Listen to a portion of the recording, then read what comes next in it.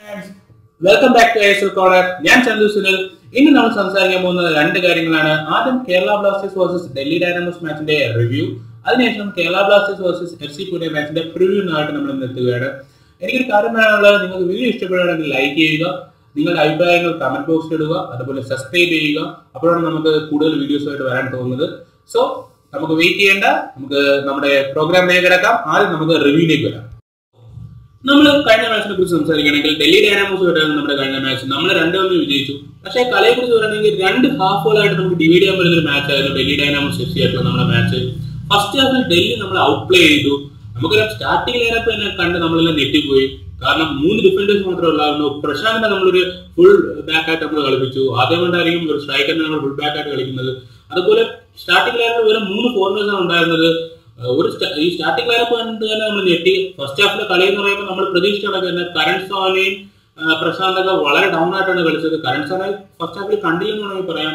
നമ്മുടെ കംപ്ലീറ്റ് പാസിന്റെ കാര്യം എടുത്ത് പോയി കഴിഞ്ഞാൽ 100-ൽ താഴെ പാസുകളാണ് നമ്മൾ കംപ്ലീറ്റ് ചെയ്തത്. ഫുൾ ഡൽഹി ഡോമിനേറ്റ് ചെയ്തു. ഡൽഹി തുരുതുര ചാൻറ്റയിലൂടെയെല്ലാം മുന്നോട്ട് കയറി വരുന്നത് നമ്മൾ കണ്ടു. പലപ്പോഴും നമ്മൾ ഭാഗ്യം കൊണ്ട് രക്ഷപ്പെടുന്ന കാഴ്ച കണ്ടു. അതിനിടയ്ക്ക് പ്രശാന്തിന്റെ ഒരു സില്ലി ഫൗളിൽ നിന്ന് കാലുവീഴ്ചയ്ക്ക് ഒരു പെനാൽറ്റി കിട്ടുകയും കാലുവീഴ്ച അത് കൺവേർട്ട് ചെയ്ത് ഗോളാക്കി ഡൽഹിക്ക് ഒരു ലീഡ് കൊടുത്തു. 1-0 നമ്മൾ പിന്നിൽ നിന്നു ഫസ്റ്റ് ഹാഫ് കഴിഞ്ഞപ്പോഴത്തേക്കും. അത്ര നമ്മുടെ കയ്യിൽ ബോൾ പൊസിഷനിലായിരുന്നു. നമ്മൾ ടാക്ടിക്കലായിട്ട് ഒന്നും ചെയ്യുന്നില്ലായിരുന്നു. ജസ്റ്റ് ലോങ് ബോൾ മാത്രം കളിച്ചുകൊണ്ടിരുന്നു. എന്താണ് നമ്മൾ ചെയ്യുന്നതെന്ന് പോലും നമുക്ക് അറിഞ്ഞുകൂടാത്തൊരു സിറ്റുവേഷൻ. എന്നാൽ സെക്കൻഡ് ഹാഫിൽ എത്തിയപ്പോൾ കളി മാറി. സെക്കൻഡ് ഹാഫിൽ നമ്മുടെ പുതിയ സൈനിങ്, നമ്മളെല്ലാം പ്രതീക്ഷിച്ചത് ഗുഡ്ജോൺ ബാൽവിൻസൺ വരുമെന്നാണ്. പക്ഷേ നമ്മളെല്ലാം ഞെട്ടിച്ചുകൊണ്ട് ഡേവിഡ് ജെയിംസ് ഇറക്കിയിട്ട് ദിബേന്ദ്ര നേഗിയാണ് നമ്മുടെ 19 വയസ്സുള്ള ഇന്ത്യൻ പ്ലെയർ മിഡ്ഫീൽഡർ. അദ്ദേഹത്തിന്റെ ഫസ്റ്റ് ടച്ച് തന്നെ ഒരു കോർണർ ആയിരുന്നു. ആ കോർണറിൽ അദ്ദേഹം തലവശം മറിച്ച് ഒരു ഗോൾ നമുക്ക് തന്നു. അദ്ദേഹത്തിന്റെ കാലിൽ നിന്ന് ഒരു സൂപ്പർ ഗോൾ നമുക്ക് കിട്ടി. First goal, first touch, Dibendra Negi goal അടിച്ചിരിക്കുന്നു. ഇപ്പം ഞാൻ ഈ വീഡിയോ എടുക്കുന്ന വരുന്നതിൽ നമുക്ക് അറിഞ്ഞു, അതാണ് ഈ വീക്കിലെ തന്നെ ഫാൻസ് ഗോളായിട്ട് തന്നിട്ടത്. So Dibendra Negi congrats, super ഗോളായിരുന്നു. നമ്മൾ ഗെയിമിലേക്ക് തിരിച്ചു വന്നു. പിന്നെ നമ്മുടെ ഗെയിം പിക്കപ്പ് ചെയ്യാൻ തുടങ്ങി. നമ്മൾ ഷോർട്ട് പാസുകൾ കളിക്കാൻ തുടങ്ങി. ലോങ് ബോൾ ടാക്ടിക്സ് മാറി കുറച്ചും കൂടെ ഗ്രൗണ്ട് ബോൾ കളിക്കാൻ തുടങ്ങി. തമ്മിൽ പാസ് കൊടുക്കാൻ തുടങ്ങി. നമ്മൾ കുറച്ചുകൂടെ ആക്റ്റീവായിട്ട് വന്നപ്പോൾ തന്നെ പ്രശാന്തിന് പകരം നമ്മൾ ഗുഡ്ജോൺ ബാൽവിൻസിനെ കൊണ്ടുവന്നു. ആദ്യം കരൺ സാനയ്ക്ക് പകരമാണ് നമ്മള് നേഗയെ കൊണ്ടുവന്നെങ്കിൽ അടുത്ത ഗുഡ്ജോൺ വന്നു. ഗുഡ്ജോൺ കൂടെ വന്നപ്പോൾ കളിക്കൊരു താളം വെച്ചു. ഗുഡ്ജോൺ പെട്ടെന്ന് തന്നെ ടീമുമായിട്ട് ഒത്തിരി കളിക്കുന്ന നമ്മൾ കണ്ടു. ഗുഡ്ജോൺ, ഹ്യൂം, നേഗി ഇവരുടെ മുന്നേറ്റത്തിൽ നിന്നാണ് അടുത്ത ഗോൾ വന്നത്. അതൊരു പെനാൽറ്റി ആയിരുന്നു. ഗുഡ്ജോൺ പാസ് ഹ്യൂമിന് കൊടുക്കുന്നു, ഹ്യൂം നേഗിക്ക് കൊടുക്കുന്നു. നേഗി ട്രിപ്പിൾ ചെയ്ത് കയറാൻ നോക്കിയപ്പോൾ പ്രതീക്ഷ ചൗധരിയുടെ ടാക്കിൾ, ക്ലിയർ പെനാൽറ്റി. അത് നമ്മുടെ ഹ്യൂമേഡൻ ഗോളാക്കി മാറ്റി 2-1 ലീഡ് നമുക്ക് തന്നു. അതിനുശേഷം നമ്മുടെ മൂന്നാമത്തെ സബ്സ്റ്റിറ്റ്യൂട്ട് ലോക്കി മിറ്റയാണ് നമുക്ക് സബ്സ്റ്റിറ്റ്യൂട്ട് ആയിട്ട് വന്നത്. ജാക്കി ചാന്ദിന് വിനീതേറ്റിന് പകരം. നല്ല കളിയാണ് ലോക്കി മിറ്റയുടെ ഭാഗത്തുനിന്ന് ഉണ്ടായത്. ഇതുവരെ അദ്ദേഹത്തിന്റെ ഭാഗത്ത് നമ്മൾ എപ്പോഴും പറയുന്നത് കുറച്ച് നെഗറ്റീവാണ്, അദ്ദേഹം പാസസ് കറക്റ്റ് ആയിട്ട് കൊടുക്കുന്നില്ല. പക്ഷെ കഴിഞ്ഞ മാച്ചിൽ ഗുഡ്ജോൺ ഉൾപ്പെടെ നല്ല രീതിയിലുള്ള 14 ക്രോസസ് അദ്ദേഹം ഒരു ചുരുങ്ങിയ ഒരു 25 മിനിറ്റിനകത്ത് കൊടുത്തു. അതിൽ ഒരു ഷോട്ട് അദ്ദേഹത്തിന്റെ ഷിന്നിൽ, ഗുഡ്ജോൺ ബാൽവിൻസിന്റെ ഷിന്നിൽ അടിച്ചു പോയി. അതുകൊണ്ട് തന്നെ പവർ ഇല്ലായിരുന്നു. ബട്ട് ഗുഡ്ജോൺ ബാൽവിൻസിൻ എന്നുള്ള പ്ലാനിനെ കുറിച്ച് പറയാതിരിക്കാൻ പറ്റില്ല. അത്ര എഫക്റ്റീവ് ആയിരുന്നു അദ്ദേഹം. കളിച്ചത് ഒരു 20 മിനിറ്റോ 25 മിനിറ്റോ ആണെങ്കിലും അദ്ദേഹം വന്ന ആ ടൈം തൊട്ട് എനർജി ആയിരുന്നു. ബോള് അദ്ദേഹത്തിന്റെ കാലിന് ബോൾ പോകുമ്പോഴത്തേക്ക് അത് വിൻ ബാക്ക് ചെയ്യാൻ വേണ്ടി അദ്ദേഹം ശ്രമിക്കുന്നുണ്ടായിരുന്നു. നല്ലൊരു സ്ട്രൈക്കറാണ്. ബിക്കോസ് ഫസ്റ്റ് ടച്ച് ചെയ്യുന്ന അദ്ദേഹത്തിന്റെ ഒരു ലെഫ്റ്റ് ഫുട്ട് ഷോട്ട് ഉണ്ടായിരുന്നു. സോ എന്തുകൊണ്ട് ഒരു പോസിറ്റീവ് എനർജി കൊണ്ടുവരാൻ ഗുഡ്ജോണിനെ കൊണ്ട് സാധിച്ചു. സോ ആകെ മൊത്തത്തിൽ പറഞ്ഞു കഴിഞ്ഞാൽ ഫസ്റ്റ് ഹാഫിൽ ഡൽഹി നമ്മളെ ഔട്ട് പ്ലേ ചെയ്തു. സെക്കൻഡ് ഹാഫിൽ നമ്മൾ തിരിച്ചു വന്നു. നമ്മുടെ ആരാധകരുടെ പ്രാർത്ഥനയ്ക്കൊപ്പം നമ്മൾ ആരാധകരുടെ പ്രാർത്ഥന ആഗ്രഹം നിറവേറുന്ന രീതിയിൽ നമ്മൾ 2-1 ഒരു തിരിച്ചുവരവ് നടത്തി വിജയ വഴി തിരിച്ചു വന്നു. സോ കേരള ബ്ലാസ്റ്റേഴ്സിനെ സംബന്ധിച്ചിടത്തോളം നല്ലൊരു മാച്ചായിരുന്നു സെക്കൻഡ് ഹാഫ്. ഫസ്റ്റ് ഹാഫ് വളരെ മോശമായിരുന്നു, സെക്കൻഡ് ഹാഫ് നന്നായിരുന്നു. എന്നാൽ നമ്മൾ ആഗ്രഹിക്കുന്നു ഇനി ഒരിക്കലും ആ ഒരു പ്ലേയിങ് 11 നമുക്ക് ഉണ്ടാകരുത് എന്ന് ആഗ്രഹിക്കുന്നു. സോ അത്രയുമാണ് കഴിഞ്ഞ മാച്ചിന്റെ റിവ്യൂവിനെ കുറിച്ച് പറയാനുള്ളത്. പിന്നെ നിങ്ങൾക്ക് എല്ലാവർക്കും സന്തോഷ വാർത്ത എന്ന് വെച്ചാൽ ഇനി മുതൽ നമ്മൾ റിവ്യൂ സെപ്പറേറ്റ് ആയിട്ട് ചെയ്യുന്നതായിരിക്കും. കുറച്ച് പ്രയർ കമ്മിറ്റ്മെന്റ്സും ഹെക്ടിക് ആയിട്ടുള്ള ഒരു വീക്കെൻഡ് വരുന്നത്. അതുകൊണ്ട് തന്നെയാണ് നമ്മൾ എപ്പോഴും റിവ്യൂ ഒരുമിച്ച് വരുന്നത്. സോ ഇനി നമ്മൾ നാളത്തെ മാച്ചിന് ശേഷം തന്നെ അതിന്റെ റിവ്യൂ അപ്ലോഡ് ചെയ്യുന്നതായിരിക്കും. അതിനുശേഷം റിവ്യൂ വരത്തുള്ളൂ. സോ ഇത്രയാണ് ഡൽഹി ഡൈനാമോസ് മാച്ചിന്റെ റിവ്യൂവിനെ കുറിച്ച് പറയാനുള്ളത്. ഇനി നമ്മൾ നാളത്തെ മാച്ച്, അതായത് FC Pune city versus Kerala blasters മാച്ചിന്റെ പ്രിവ്യൂവിനെ കുറിച്ച് സംസാരിക്കും. മാച്ചിനെ കുറിച്ച് പറയുകയാണെങ്കിൽ നമ്മൾ പൂനെ സിറ്റിയെ കളിക്കാൻ പോകുന്ന ഈ സീസണിൽ രണ്ടാമതായിട്ടാണ്. കാരണം ആദ്യ പ്രാവശ്യം നമ്മൾ കൊച്ചിയിൽ ഒരു മാച്ച് ഉണ്ടായിരുന്നു. അത് നമ്മൾ 1-1. നമ്മൾ നേരത്തെ കഴിഞ്ഞ ഡൽഹി മാച്ചിനെ അനുസ്മരിപ്പിക്കുന്ന ഒരു മാച്ച് അല്ല, ഈ പൂനെ മാച്ചിനെ അനുസ്മരിപ്പിക്കുന്ന ഒരു മാച്ച് ആയിരുന്നു ഡൽഹി ഡൈനാമോസിനെതിരെ നമ്മൾ കളിച്ചത്. പൂനെ ഫസ്റ്റ് നമ്മൾ ഡോമിനേറ്റ് ചെയ്തു, സെക്കൻഡ് ഹാഫ് നമ്മൾ സിറ്റിയോട് കളി തിരിച്ചു പിടിച്ചു. അപ്പോൾ പൂനെ സിറ്റി കളിക്കാൻ പോകുമ്പോഴത്തേക്കും കേരള ബ്ലാസ്റ്റേഴ്സ് ശ്രദ്ധിക്കേണ്ട ഒരു കാര്യം പൂനെ സിറ്റിയുടെ അറ്റാക്കാണ്. Diego Carlos, Marcelino light, Emiliano അൽഫാറോ, ഈ 3 സ്ട്രൈക്കേഴ്സ് അല്ലെങ്കിൽ ഈ 3 ഫോർവേഡ്സിനെ നമ്മൾ കരുതിയിരിക്കേണ്ടതുണ്ട്. നമ്മൾ ഇവരെ 3 പേരെ മാർക്ക് ചെയ്യേണ്ടതുണ്ട്. കേരള ബ്ലാസ്റ്റേഴ്സ് കഴിഞ്ഞ മാച്ചിൽ ഡിഫൻസിൽ കാണിച്ചിട്ട് അബദ്ധമാണ് മാൻ മാർക്കിംഗ് ഇല്ല, മാൻ ടു മാൻ മാർക്ക് നടത്തിയിട്ടില്ല. ഈ മാച്ചിലെങ്കിലും നമ്മൾ മാൻ ടു മാൻ മാച്ച് നടത്തേണ്ടത് അത്യാവശ്യമാണ്. കാരണം അൽഫാരോനെയും മാർസലിനെയും നമ്മൾ മാർക്ക് ചെയ്ത് വിട്ടു കഴിഞ്ഞാൽ കേരള ബ്ലാസ്റ്റേഴ്സിന് ഒരു വൻ തിരിച്ചറിയാൻ ചാൻസ് ഉണ്ട്. കാരണം അവർ ഈസി ആയിട്ട് ഗോൾ സ്കോർ ചെയ്യുന്ന പ്ലേയേഴ്സ് ആണ്. രണ്ടുപേർക്കും ഗോൾ സ്കോറിംഗ് പൊട്ടൻഷ്യൽ ഉണ്ട്. നല്ല ട്രിപ്പിൾ മൂവ്സും നല്ല സ്കിൽഫുൾ ആയിട്ടുള്ള 2 പ്ലേയേഴ്സ് ആണ്. അവരോടൊപ്പം ഡിയാഗോ കാർലോസിന്റെ പ്ലെയർ വരുമ്പോൾ ഒരു സൂപ്പർ അറ്റാക്കിംഗ് ലൈനപ്പാണ് അവർക്കുള്ളത്. സോ ഈ അറ്റാക്കിംഗ് ലൈനപ്പിന് എങ്ങനെ നമ്മൾ നേരിടുന്നതനുസരിച്ചിരിക്കും നാളെ നമ്മുടെ മാച്ച്. ജിങ്കനായാലും ശരി, ഇപ്പോൾ നിമാൻജോ ലൈറ്റിക് സ്പെച്ചിന് കഴിഞ്ഞ മാച്ചിൽ പനി കാരണം അദ്ദേഹം കളിക്കാറുന്ന ന്യൂസ് ഉണ്ട്. അപ്പം അദ്ദേഹം തിരിച്ചു വരുമെന്ന് പ്രതീക്ഷിക്കുന്നു.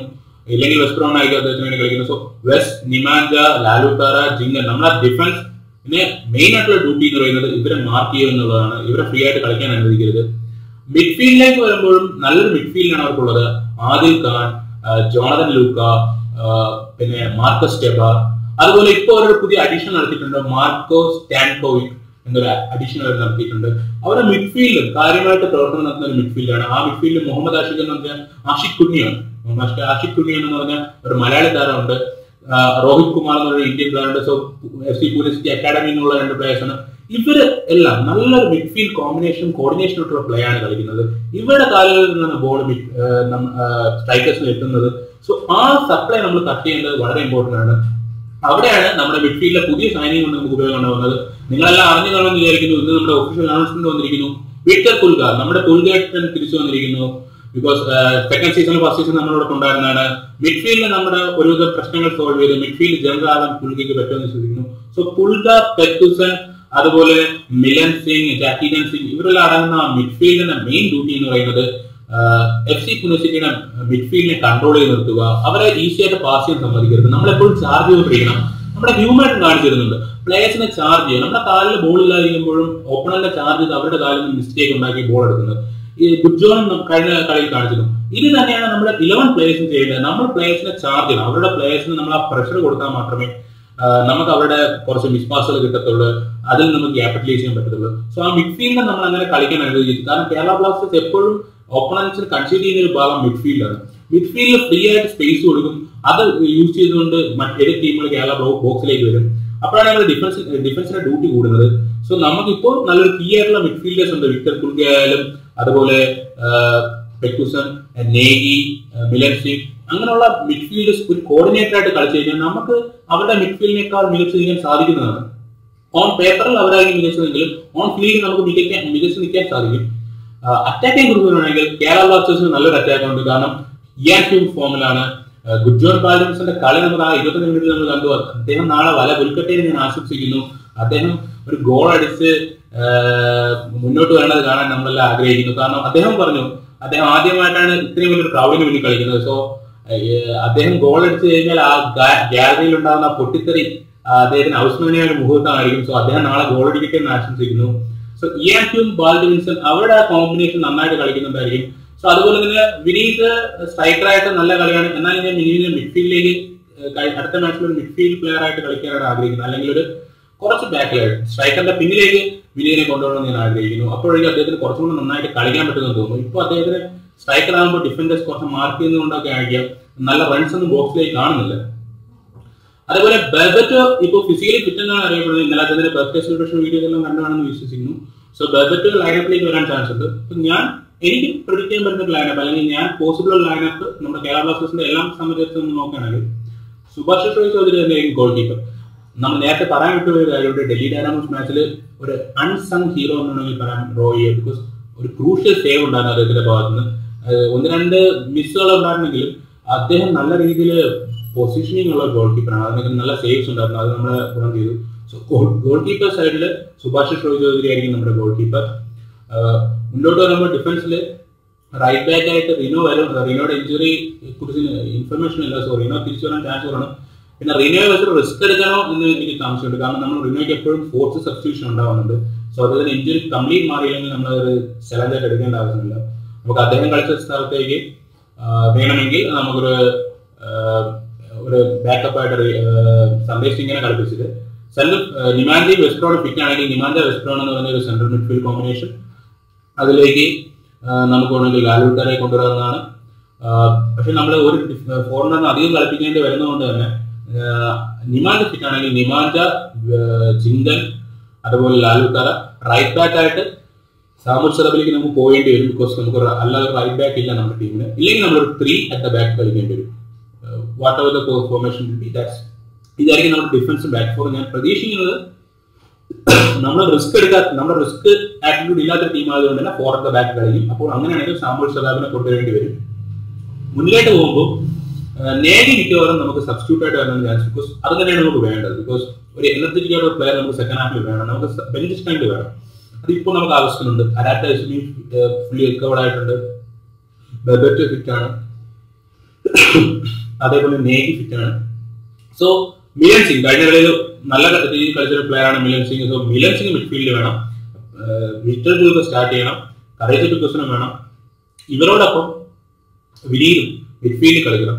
സ്ട്രൈക്കേഴ്സ് ആയിട്ട് ഗുഡ്ജോൺ ബാൽഡ്വിൻസണും അതുപോലെ ഹ്യൂമേഡനും സ്റ്റാർട്ട് ചെയ്യണം. അല്ലെങ്കിൽ ഗുഡ്ജോന്ന് പറയാം, ഗുഡ്ജോൺ നമുക്ക് സെക്കൻഡ് ഹാഫ് കൊണ്ടുവരുന്നത്. ബെർബറ്റ് ഫിറ്റ് ആണ്, ബെർബറ്റ് കളിക്കാൻ റെഡിയാണെങ്കിൽ ബെർബറ്റിനെ സ്ട്രൈക്കറായിട്ട് കൊണ്ടുവന്ന് ഹ്യൂമേഡിനെ അറ്റാക്കും മിഡ്ഫീൽഡും തമ്മിലുള്ള ഒരു കോർഡിനേറ്റർ ആയിട്ട്, ഒരു ബ്രിഡ്ജ് ആയിട്ട് നിർത്തിക്കൊണ്ട്, ഒരു ഫോഴ്സ് 9 ആയിട്ട് നിർത്തിക്കൊണ്ട് നമുക്ക് അറ്റാക്കുകൾ മെനയാവുന്നതാണ്. ക്വിക്കായിട്ടുള്ള നമുക്കപ്പം ഹ്യൂമേഡിനെ മിഡ്ഫീൽഡിൽ യൂസ് ചെയ്യാൻ പറ്റുന്നതായിരിക്കും. സോ ഒരു ട്രയോ മിഡ്ഫീൽഡ്, അതായത് പെക്കുസൺ, ഹ്യൂം, വിക്ടർ കുൽഗ, ഇവരുടെ ഒരു മിഡ്ഫീൽഡ് അറ്റാക്കിംഗ് കോംബോ കൊണ്ടുവന്ന് ബെർബറ്റോയ്ക്ക് ബോൾ ഫീഡ് ചെയ്ത് ഗോൾ അടിപ്പിക്കുക എന്ന തന്ത്രത്തിൽ നമുക്ക് പോകുന്നതാണ്. അതിലേക്ക് സെക്കൻഡ് ഹാഫിൽ നമുക്ക് ഗുഡ്ജോണിനെ കൊണ്ടുവരാവുന്നതാണ്, അരാട്ട വിസിനെ കൊണ്ടുവരാവുന്നതാണ്, അതേപോലെ ഇൻ കേസ് ജാക്കി കൊണ്ടുവരാവുന്നതാണ്, അല്ലെങ്കിൽ നേഗി എന്തായാലും വേണം, സോ നേഗിയെ കൊണ്ടുവരാവുന്നതാണ്. ഇങ്ങനെ നമുക്ക് ഒരു അഡീഷണൽ ഓപ്ഷൻ നമുക്ക് തുറന്നു കിട്ടാവുന്നതാണ്. സോ ഞാൻ പ്രെഡിക്റ്റ് ചെയ്യുന്ന ഒരു ഫോർമേഷൻ എന്ന് പറയുന്നത് 4-4-2 നോർമൽ ഫോർമേഷൻ തന്നെയാണ്. Roy at the back, Samuel ഷറാബിനെ ഞാൻ കളിപ്പിക്കണമെന്ന് എനിക്ക് സാമുൽ ഷറാബിന്റെ കളിയിൽ അത്ര വിശ്വാസം പോരാ. എന്നാലും വേറെ ഒരു റൈറ്റ് ബാക്ക് ഓപ്ഷൻ ഇല്ലാത്തതുകൊണ്ട് നമുക്ക് 5 ഫോറിനേഴ്സിനെ കളിപ്പിക്കണം. ആ ഫോറിനേഴ്സ് എല്ലാം മിഡ്ഫീൽഡിലും ഫോർവേഡിലും ആയിരിക്കണമെന്ന് ഞാൻ ആഗ്രഹിക്കുന്നു. കാരണം ഡിഫൻസിൽ നമ്മൾ 2 വിദേശ താരങ്ങളെ കളിപ്പിച്ചു കഴിഞ്ഞാൽ നമുക്ക് ഫോർവേഡിലേക്കും മിഡ്ഫീൽഡിലും ആള് കുറഞ്ഞു പോകും. അതുകൊണ്ട് മാത്രം നമുക്ക് ഇപ്പോഴും നല്ല സെൻട്രൽ ബാക്ക് ഇല്ലാത്തത് കൊണ്ട്, ഒരു ഇന്ത്യൻ സെൻട്രൽ ബാക്ക് ഇല്ലാത്തതുകൊണ്ട് വെസ്റ്റ് ബ്രൗൺ, ജിഞ്ചൻ തന്നെയാണ് സെൻട്രൽ ബാക്കിന് അനുയോജ്യം. ലാലോത്താറ ലെഫ്റ്റ് ബാക്ക്, റൈറ്റ് ബാക്ക് എന്നൊരു പൊസിഷനിലേക്ക് സാമുൽ ഷറാബിനെ പരീക്ഷിക്കാൻ പറ്റും. നമ്മൾ 4 at the back പോകുന്നുണ്ടെങ്കിൽ, ഇല്ലെങ്കിൽ 3-5-2 അത് കളിക്കാൻ ചാൻസ് കുറവാണ്. അല്ലെങ്കിൽ 4-1-4-1 എന്ന ഫോർമേഷനിൽ മിലൻ സിംഗിന് ഹോൾഡിംഗ് മിഡ്ഫീൽഡർ റോൾ കൊടുത്തതിനു ശേഷം നമ്മുടെ മിഡ്ഫീൽഡിൽ 2 സെൻട്രൽ മിഡ്ഫീൽഡേഴ്സ് ആയിട്ട് പുൽഗയും പെക്കുസിനെയും കളിപ്പിച്ച് ജാക്കിയും ഹ്യൂമിനെയും വിനീതിനെയും ഹ്യൂമിനെയും 2 വിങ്ങായിട്ടും സെൻട്രൽ സ്ട്രൈക്കറായിട്ട് ബെർബറ്റിനെയും കളിപ്പിക്കുന്നത് നല്ലതായിരിക്കും. ബിക്കോസ് ഈ ഒരു കോമ്പിനേഷൻ നമുക്ക് വേണം. അതിനോടൊപ്പം ഗുഡ്ജോണിനോട് വരുമ്പോഴത്തേക്കും നമുക്ക് ആഡഡ് സ്ട്രെങ്ത് ആയിരിക്കും. അവരുടെ ഡിഫൻസിനെ കുറിച്ച് ഞാൻ പറഞ്ഞില്ല, അവരുടെ നല്ല ഡിഫൻസ് ആണ്. റാഫ ലോപ്പസ്, ഗുർപ്രീത് സിംഗ്, അതുപോലെ അവരുടെ ഗോൾ കീപ്പർ എന്ന് പറയുന്നത് കെയ്ത്ത് ആണ്. അവരുടെ ബാക്ക് ലൈനും അവരുടെ ഡിഫൻസും ആവറേജ് പെർഫോമൻസ് നടത്തുന്നതാണ്. ഗോൾ കീപ്പർ കുറച്ച് നല്ല മേളിൽ ഇതൊരു പെർഫോമൻസ് ആണ്. സോ ലോങ് ബോൾ കളിച്ച് നമ്മൾ ടൈം വേസ്റ്റ് ചെയ്ത് കൂടുതൽ ഗ്രൗണ്ട് ബോളിലേക്ക് കോൺസെൻട്രേറ്റ് ചെയ്യണം. നിങ്ങളുടെ എല്ലാം ലൈനപ്സ് നിങ്ങൾക്ക് പ്രെഡിക്റ്റ് ചെയ്യാവുന്നതാണ് കമന്റ് ബോക്സിൽ. പിന്നെ നമ്മൾ പറയേണ്ടത് കീ ബാറ്റേഴ്സ് നമുക്ക് മാസ്ലിനി വേഴ്സസ് ജിങ്കൻ ആയിരിക്കും. അതുപോലെ തന്നെ ഇപ്പൊ പറഞ്ഞത് നമ്മൾ മാർക്കസ് ടെബർ, അവരുടെ മിഡ്ഫീൽഡ് ആദിൽ ഖാനൊക്കെ വളരെ ഡേഞ്ചറസ് ആയിട്ടുള്ള പ്ലേയേഴ്സ്. ഇവരെ മിഡ്ഫീൽഡ് തന്നെ നമ്മൾ കൂട്ടണം. അതിന് പെക്കുസൺ ആയാലും വിക്ടർ കുൽഗ ആയാലും നല്ലതായിട്ട് അറിഞ്ഞ് കളിക്കേണ്ടി വരും. ബോക്സ് ടു ബോക്സ് കളിക്കണം. ഇവർ ബോക്സ് ടു ബോക്സ് കളിക്കണമെങ്കിൽ നമുക്ക് മുംബൈ ചെയ്യുന്ന പോലെ 3-4-3-ലോ 3-5-2-ലോ കളിക്കാൻ പറ്റുന്നതാണ്. അപ്പോൾ നമുക്ക് ആ റൈറ്റ് ബാക്കിന്റെ പ്രശ്നം വരുന്നില്ല. നമുക്ക് ആകെ ഒരു വീക്ക്നെസ് എന്ന് പറയുന്നത് റൈറ്റ് ബാക്ക് ആണ്. If Reno is fully fit, അതൊരു പ്രശ്നമല്ല. ബിക്കോസ് റീനോ ഡയറക്റ്റ് ആയിട്ട് ലൈനപ്പിലേക്ക് വരും. ബാക്കിയുള്ള നമ്മൾ പറഞ്ഞതൊക്കെ തന്നെ റീനോ വരുന്നത് വരെ നമുക്കത് പ്രശ്നമാണ്. So hope we have a good game. നമ്മൾ നന്നായിട്ട് FC പൂനെ സിറ്റിക്കെതിരെ കളിക്കുമെന്ന് വിശ്വസിക്കുന്നു. നമ്മൾ FC പൂനെ സിറ്റിക്കെതിരെ സെക്കൻഡ് ഹാഫിൽ കൊച്ചിയിൽ കളിച്ചൊരു കളി തന്നെ നാളെ 90 മിനിറ്റ്സ് ഉണ്ടാവുമെന്ന് വിശ്വസിക്കുന്നു. നമുക്ക് വിജയത്തോടെ തിരിച്ചു വരാൻ സാധിക്കുമെന്ന് വിശ്വസിക്കുന്നു. നമുക്ക് വിജയിച്ചത് 20 പോയിന്റ് കിട്ടും. നമുക്ക് ലീഗിൽ മുന്നോട്ട് പോകാൻ സാധിക്കും. ഒരു 5ാം സ്ഥാനത്തിലേക്കോ എത്തിച്ചേരാൻ സാധിക്കും. സോ അത് തന്നെയാണ് നമുക്ക് വേണ്ടത്. So we get a good match. ഇത്രയും പറഞ്ഞുകൊണ്ട് ഞാൻ നമ്മുടെ പ്രിവ്യൂവിൽ നിന്ന് സൈൻ അപ്പ് ചെയ്യുന്നു. So hope you have a great day. പിന്നെ വീഡിയോ ഇഷ്ടപ്പെട്ടെങ്കിൽ ലൈക്ക് ചെയ്യുക ആൻഡ് സബ്സ്ക്രൈബ് ദ ചാനൽ. നിങ്ങളുടെ ഫ്രണ്ട്സിനെ ഷെയർ ചെയ്യുക. ഇതൊരു സ്പോർട്സ് ചാനലാണ്. മലയാളത്തിൽ നല്ല സ്പോർട്സ് ചാനൽ കെട്ടിപ്പടുത്തുക എന്നാണ് ഞങ്ങളുടെ ലക്ഷ്യം യൂട്യൂബിലൂടെ. ഇനി ഞങ്ങൾ ISL പുറമെ IPL കുറിച്ചുള്ള ടീംസിനെ കുറിച്ചുള്ള വീഡിയോസും കൊണ്ടുവരുന്നതായിരിക്കും. So hope you support us, like us, share us.